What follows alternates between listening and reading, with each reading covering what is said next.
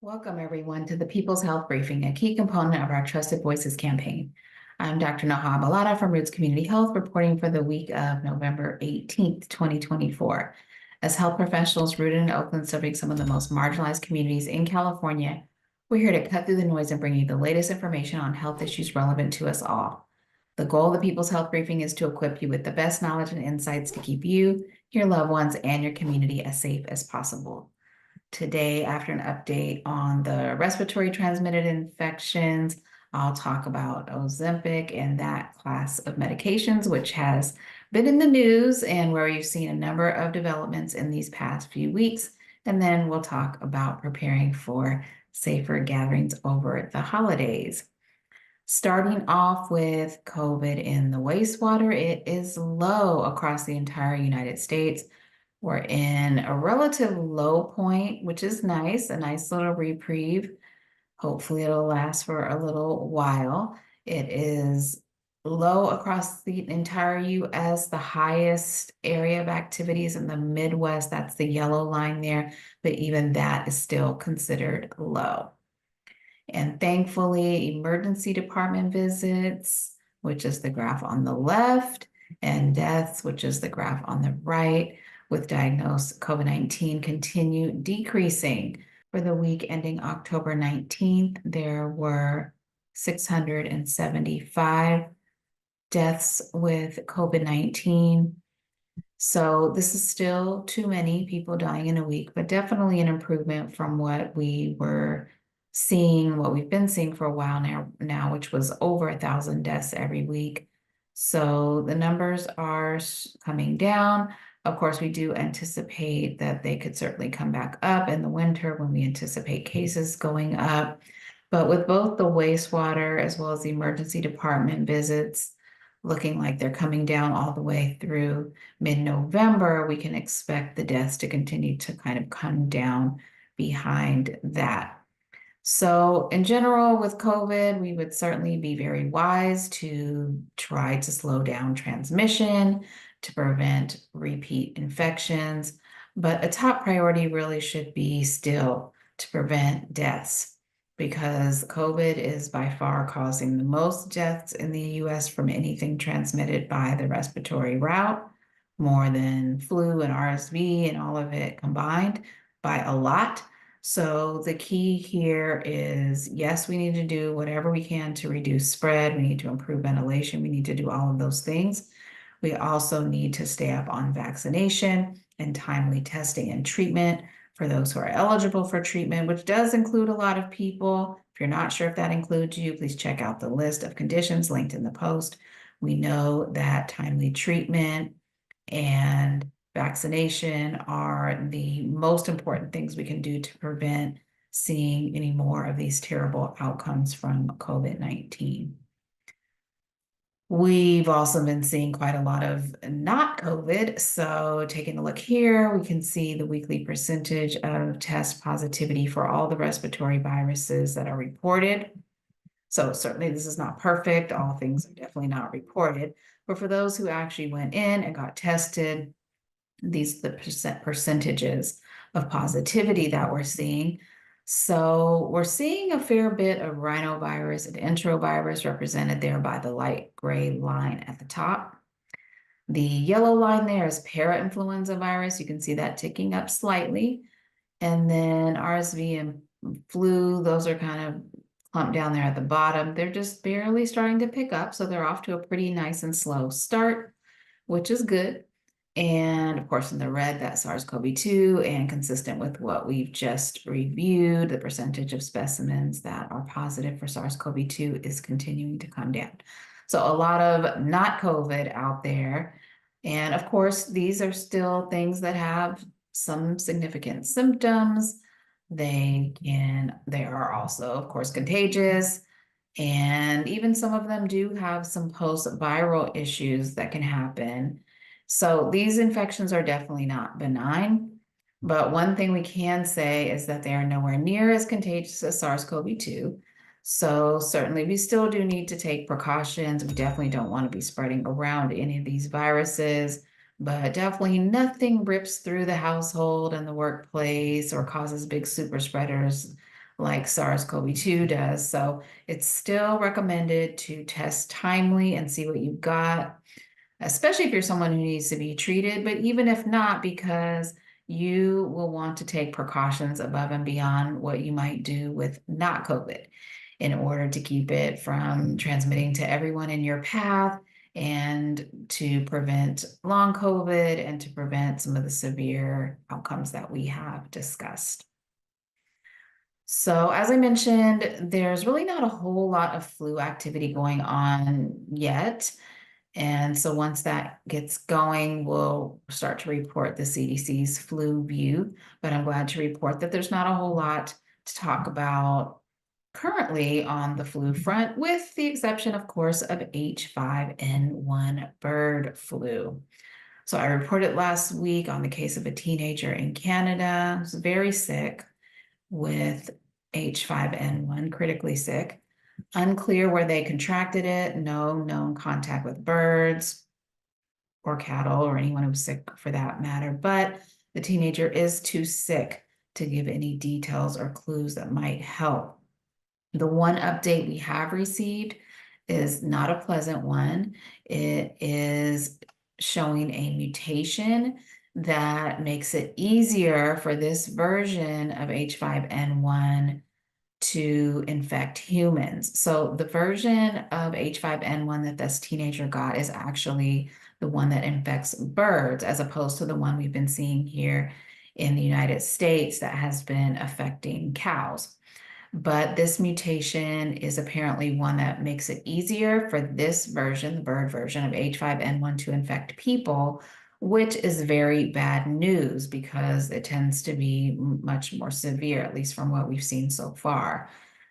The better news is that so far it appears that at this point, the teenager hasn't spread H5N1 to anyone else. So the hope is that this will kind of be the end of the line for this particular mutated version. But of course, there's no guarantee about that, since we really have no idea where this young person actually contracted the virus in the first place or how this mutation arose. We do know that sometimes mutations can develop inside of a patient who's infected, like during their infection. But we don't know if that's the case here, since, again, we don't know the source. We don't know. It seems we don't know a lot of things at this point, but it is worrisome news. We'll just need to stay tuned to see what happens next, and certainly hoping for the best for this young person in Canada. In other H5N1 news, Hawaii is the latest state to report a new H5N1 outbreak in poultry. Actually, Hawaii is now the 49th state with H5N1 outbreak in poultry. So it is spreading far and wide. In this case, it was identified in a backyard flock of ducks and geese that had died. At least 10 birds had died, and there will probably be more. It does appear that this virus found in Hawaii does match the strain that we've been seeing in US dairy cows. So again, that's different from what we're seeing with that teenager in Canada. So overall, I think probably the most worrisome thing here is just the sheer amount of transmission going on that seems unmitigated with H5N1, going from birds to mammals, including cows, and from cows to humans. And with more transmission, there's more opportunity for mutation. So very concerning. And of course, we're hoping the best for the teenager in Canada's full recovery. We also want more information to try to find out what happened there so that we can try to get ahead of it. And certainly a huge concern there is just the severity of that young person's infection. So as a reminder, the teenager didn't have any known exposures. They also had no underlying conditions. So there's still a lot of mystery there. Hopefully more information will be forthcoming soon. So by way of recap, we're in a pretty nice low point with COVID at the moment. Don't know how long that'll last. RSV and flu also off to a nice slow start. Also don't know how long that will last. There's a lot of other stuff circulating, a lot of other viruses transmitted by the respiratory route, but these are generally less contagious and less severe in general. There still can be severity with any of these things. This is still a good time to get up to date on vaccinations for all of these things. And by way of recap, I will briefly go through the recommendations for each. And please share this information with loved ones who need to know about it. Some aspects of these recommendations are still new, so we want to make sure that everyone is as informed as possible. And this is the newest recommendation. I went over it in some detail in a briefing this past August. It's linked in the post in case you want to get more details about this newer RSV vaccine. But it's now recommended for everyone 75 and up, and then also for those 60 to 74 with certain chronic health conditions. So this includes diabetes, this includes chronic heart disease, this includes chronic lung disease. So 60 and up with these chronic health conditions, also 60 and up living in a nursing home, and everyone 75 and up. So please spread the word about that. Remember that there is no treatment for RSV, so the vaccine is going to be the best way to protect yourself and your loved ones who fall into any of these categories. Flu vaccine is recommended for everyone 6 months and up. So remember, we do worry most about the extremes of age. So our little ones and our elders tend to do the worst. So many of you have probably already gotten the flu vaccine this year, since we generally start giving it in September, October, but it is definitely not too late. Now is a great time for anyone 6 months and up to get a flu vaccine and protect yourself in the upcoming months, where we do anticipate an increase in flu activity. And last, definitely not least, are these late-breaking COVID vaccine recommendations. They were updated by the Advisory Committee on Immunization Practices of the CDC on October 23rd, 2024. And basically what it says is that anyone 65 years of age and up should be getting 2 doses of the 24-25 COVID vaccine 6 months apart. So who knows, maybe this will actually help to curtail the summer surge where we got absolutely slammed this past summer. And this is also the recommendation for anyone 6 months and up who has a moderate or severe immunocompromising condition. So everyone should basically get the 24-25 version of the vaccine now if you haven't gotten it yet. And you'll get some good protection from getting and spreading COVID for the first few months after the vaccine. But really, as we know, the main reason we're getting the vaccine is to protect against severe outcomes, which we're unfortunately continuing to see too many of. And also there's evidence around it reducing the risk of long COVID as well. So an important one to keep up on, and to probably just reframe our thinking about this vaccine a little bit. It's going to be a lot more like the flu vaccine, where because SARS-CoV-2 mutates so much and because our immunity wanes pretty quickly, then we have to take it on a regular basis. But unlike flu, this is really pretty year-round with COVID, multiple peaks throughout the year. And so it looks like there's a twice yearly recommendation for many folks, including everyone 65 and up. Now I want to talk for a bit about Ozempic and other medications in the same class of medications, which are called GLP-1 agonists, which have been in the news quite a bit lately. So I wanted to take a moment to unpack it a bit. First, I'm just going to go for about a 60-second clip from Dr. Kenji Taylor, who did a great overview on GLP-1 agonists a few months ago. That briefing is linked in the post if you want to get the full overview. But here's about a minute from Dr. Kenji just to get us all on the same page about GLP-1 agonists. Some bottom lines here are that these GLP-1 agonists, so things like Ozempic, Wegovy, they're very new, but also showing to be very effective for diabetes and weight loss, and for reducing your overall cardiovascular risk. So these are definitely things that you should be considering and talking about with your healthcare provider to see if these types of medications do make sense for you. The major side effects that you're going to be looking at, they're very common with these drugs, and I've certainly seen when I'm seeing patients myself, is around nausea, vomiting, and diarrhea. And again, these can typically be sort of lessened if you start at a low dose and kind of go slowly up on that medication. And then the third thing I'll talk about is these medications, or bottom line here is that these medications are still expensive. They're new, and they're also in short supply and high demand.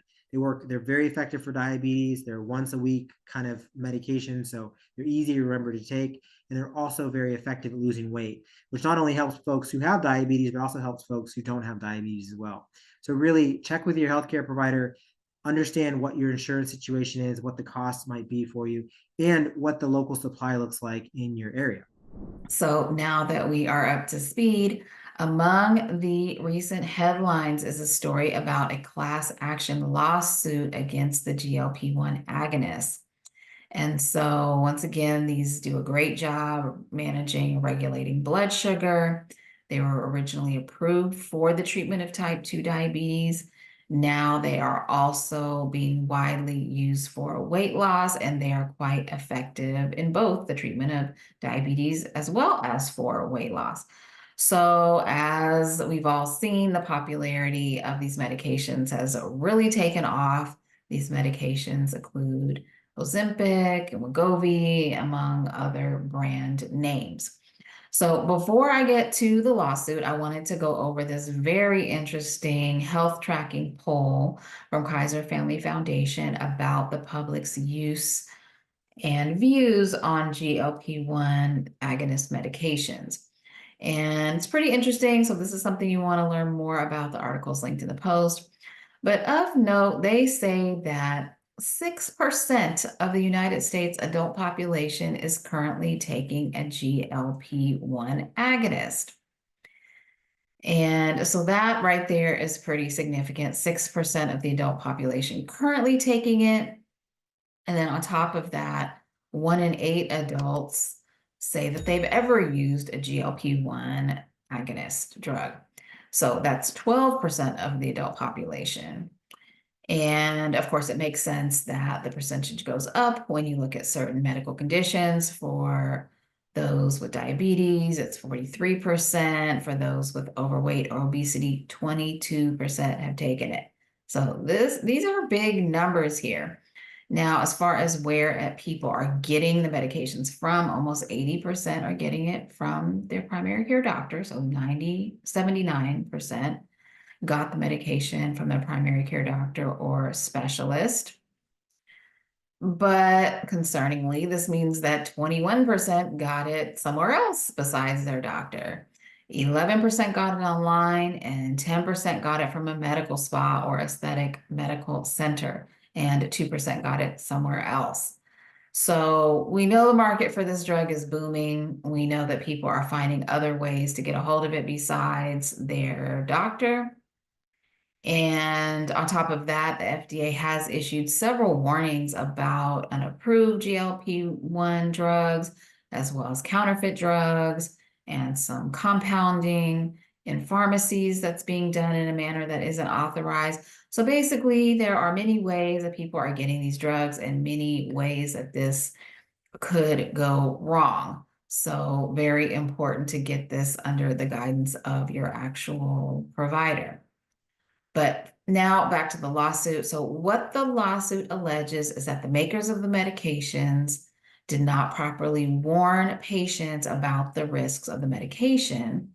And what many of them have experienced are various gastrointestinal issues or events. And perhaps the most significant of these is a condition called gastroparesis, where the stomach more or less is paralyzed, or at least its contractions are much slower and much weaker than they need to be in order to digest food and pass it on to the small intestines. So this can be severe, it can be very uncomfortable and very problematic. It is a known side effect of the medications, but there have been also reports about pancreatitis, blockage of the intestines, again, known potential rare adverse events. But if you are one of the unfortunate people who gets one of these rare events, and especially if you don't feel like you were properly warned, this could be even that much more terrible. So I want to point out here that when you have this many people taking a medication, we are bound to see more of the rare side effects, and we begin to learn more. We begin to learn just how frequently some of them may occur. So we don't yet really know what percentage of people experience these effects. We don't know exactly who's more likely to have them or not. So still some things to learn. But what we do know is that these medications have been highly effective in treating diabetes. And for the first time, we do seem to have a drug that can really reliably help people to lose weight. So, of course, those are positive things and can certainly improve the quality of life and quantity of life for people who have diabetes or who have obesity that could then lead to other life-threatening conditions. And it also looks to be decreasing the need for weight loss type of surgeries, which also have the risks associated with it. So there's no doubt that this is one of those game-changing medications that doesn't come along too often. But as a result, we have a situation where it has gotten very, very popular. And of course, sometimes when these things come out, people can feel like if some is good, then more is better. So there are a lot of variables to consider in how people may be actually using these medications and how they may be affected. So no doubt we will continue to learn a lot, and we will keep an eye on the lawsuits and see how it transpires. But it's good to remember that there is not a medication around that does not have some side effects and potential adverse reactions. And we don't always find out about them in the clinical trials, no matter how good those trials may be. And so we learn once millions upon millions of people end up taking them, then we start to see the more rare side effects. So then we may see the 1 in 100,000 or the 1 in a million that would not be possible in the phase of the control, trial, the drug trial. So this might remind us all of the COVID vaccines, where we had excellent, robust clinical trials, but then they get out into the world, millions upon millions of people get the vaccine, and we continue to see that it's safe. We continue to see that it's effective, but we also see reports of people who may have adverse reactions. We may even see a safety signal that can emerge, like we saw with some instances of myocarditis in the especially young men age group. So it's just a fact that when you start to have more and more people using a pharmaceutical, you will start to see more of the rare effects, and those get to be brought to the surface, which is very, very important. I think the key thing here is to make sure that patients are aware and educated, and of course, prescribers are aware and educated. And well, first off, we want to make sure that patients are getting the medication from their physician or medical provider in the first place, and that everyone is well aware of the side effects. And that gives the opportunity for what is recommended, which is what we call shared decision making. I've talked about this several times here now, but basically where you go over the pros and cons with your medical provider, you come up with the best plan of action for you. And I spoke with Dr. Kenji earlier about all of this going on in the news with the GLP-1 agonist medications, and he emphasized the importance of this medication for many of his patients, controlling their diabetes and reducing overweight and obesity, and that it's quite effective. And that, yes, we're always going to have to weigh that out against some more rare and serious GI complications. But in the vast majority of cases, we're going to see improvement in conditions that we know are possibly life-threatening, as opposed to the rare risk. So all things to be considered. We'll see how the lawsuit goes. One good thing I can definitely say about it is that it is raising awareness. So it's making all the headlines. People are certainly reading about it. So this gives patients an opportunity to be on the lookout for side effects and also to go into the decision to begin or continue the medication as fully informed as possible. So I don't think there's anything too alarming so far. These are kind of known effects of the drug. We're still learning how common they are. We're really going to want to make sure that we learn as much as we can about who's at more risk and how to know who's at greater risk and how to identify it as early as possible and what to do about that. But in the meantime, I'd say that these still seem to be pretty rare and that the benefits are definitely there. So it's something that we're going to want to weigh out. And again, we're weighing this out between the doctor and the patient. So this is not weighing it out with a Google search and then purchasing it online. We really don't want anyone to be getting this medication outside of that doctor-patient relationship. So bottom line here, we know these medications are effective and we know they have side effects like any other medication. And we're still learning about how frequent and so on. But the best advice at this moment is listen to your medical provider. Don't take counterfeit or online prescriptions and get as thoroughly informed as possible. Now, what we do want to happen is that when we discover new side effects or potential adverse effects, is that we want to update the clinical guidelines accordingly. And that is exactly what happened. And that is another instance of these medications being in the news lately. So there is a new advisory from the FDA and a new set of clinical practice guidelines that has to do with a specific concern related to the GLP-1 agonists prior to surgery. So we know that part of what the GLP-1 agonists do is delay the emptying of the contents of the stomach into the intestines, and this helps to make you feel more full. But that also means that we need to take more precautions if you're on these medications and planning to get surgery. Having stomach contents present when you go under, when you get anesthesia, can be very dangerous because you can then aspirate or breathe in those stomach contents into the lungs, which can be very dangerous and even fatal. So as a result of that, there had been some suggestion that the medication should be held before surgery, but now it appears we are rethinking that guideline. And if you are a prescriber of these medications, a surgeon, a gastroenterologist, I highly suggest reading these new guidelines. But the bottom line is that if you're taking one of these medications and you need to have surgery, we want to, ahead of time, map out the best plan of action. And in a nutshell, it seems like it's not so much about holding the medication as it is about holding food. So making sure that there's enough time that you're going without food before surgery. So this likely means going for at least 24 hours on a liquid diet, maybe more. And there's a host of other aspects of these guidelines that may depend on what kind of procedure you're getting and what other risk factors you have.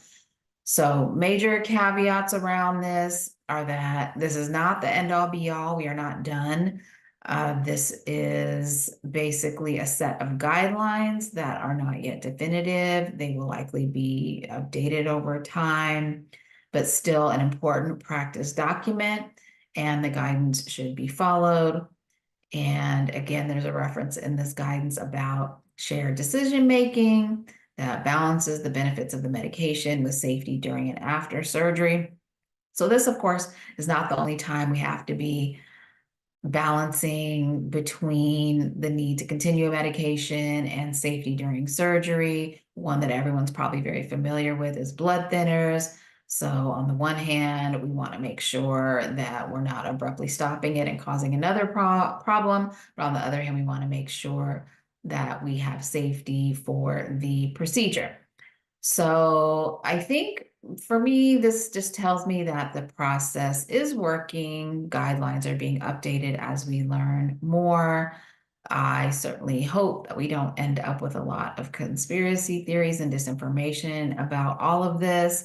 We are getting a lot of experience quickly with this medication because of its popularity and the sheer volume of prescriptions at this point. And so we will learn and update as we go, as it should be. And last but not least, on GLP-1 agonists, this very interesting article from October 30th about the effect of semaglutide on people with obesity and knee arthritis.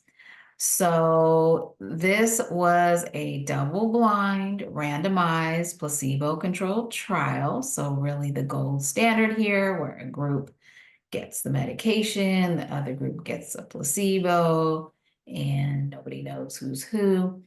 And this went on for 68 weeks, so about a year and 4 months or so, conducted across 61 sites in 11 countries.